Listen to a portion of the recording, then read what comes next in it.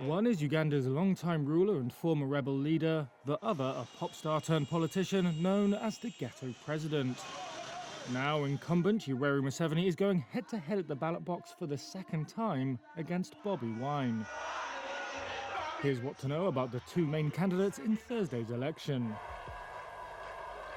When Museveni seized power in 1986, he described Africa's problem as leaders who overstay.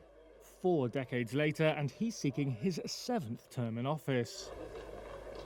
His first term came amid a wave of optimism. Museveni had led an insurgency that helped topple the brutal despot Idi Amin in 1979.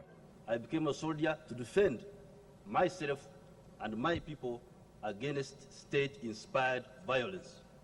Museveni has since cultivated foreign allies by embracing the security priorities of the West, sending peacekeepers to hotspots such as Somalia and South Sudan and welcoming huge numbers of refugees. His government also won praise for tackling the AIDS epidemic and for beating back the Lord's Resistance Army that brutalized Ugandans for nearly 20 years. But widespread corruption has hollowed out state services.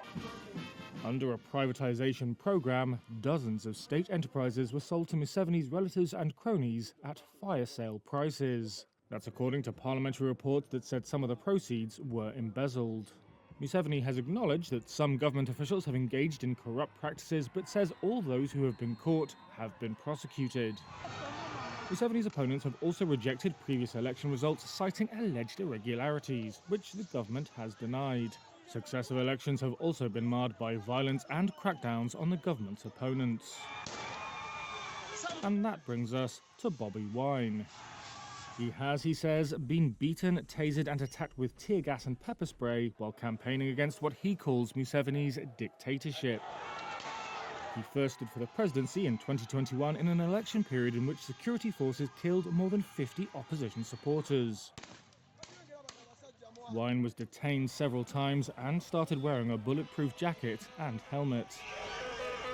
This time around, security forces have detained hundreds of opposition supporters and repeatedly fired live bullets and tear gas at campaign events. The government has said security forces only intervene when Wine supporters violate campaign rules.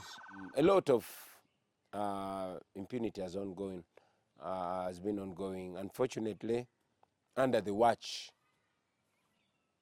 and conspicuous silence of the Electoral Commission. Wine, legal name Robert Chagalani, was just 3 when Museveni came to power. His musical career took off in the early 2000s with songs decrying urban poverty and political repression.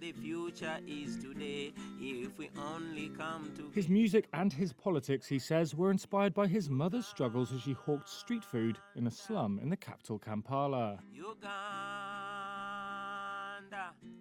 By mobilizing millions of young Ugandans, Wine has emerged as Museveni's most formidable challenger in years.